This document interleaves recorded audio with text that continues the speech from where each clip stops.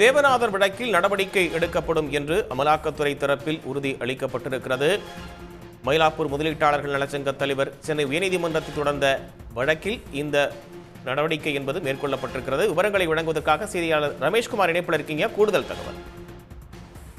சென்னை மயிலாப்பூரில் செயல்பட்டு வந்த இந்த மயிலாப்பூர் இந்து பெர்மனன்ட் ஃபண்ட் நிதி நிறுவனத்தில் முதலீட்டு செய்த 145 முதலீட்டாளர்களிடம் 24 கோடி 50 லட்சம் ரூபாய் மோசடி செய்ததாக நிதி நிறுவனம் மற்றும் நிறுவனத்தினுடைய இயக்குநர் தேவநாதன் இவர் கூட்டணி கட்சி தலைவராகவும் இருக்கிறார். பாஜக கட்சியினுடைய கூட்டணி கட்சி தலைவராகவும் இருக்கிறார்.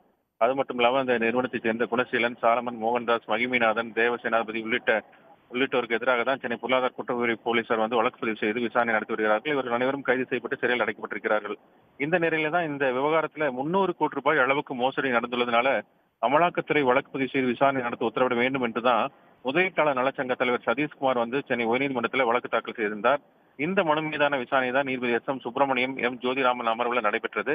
அப்போது அமலாக்கத்துறை சார்பில் ஆஜரான சிறப்பு வழக்கறிஞர் என். ரமேஷ் இந்த விவகாரம் தொடர்பாக அமலாக்கத்துறைக்கு கிடைத்த தகவல் மூலம் வழக்கு ஆவணங்கள் ஆய்வு செய்யப்பட்டுள்ளதாகவும் விரைவில் அடுத்த கட்ட நடவடிக்கை எடுக்கப்படும் என்றும் அவர் உறுதியளித்தார். இதனை பதிவு செய்து கொண்ட நீதிபதிகள் விரைவாக நடவடிக்கை எடுக்க அமலாக்கத்துறைக்கு உத்தரவிட்டு வழக்கை முடித்து வைத்திருக்கிறார்கள். தகவல்களுக்கு நன்றி ரமேஷ்குமார். உடனுக்குடன் செய்திகளை தெரிந்து கொள்ள சன் நியூஸ் பெல் ஐகானை கிளிக் பண்ணுங்க.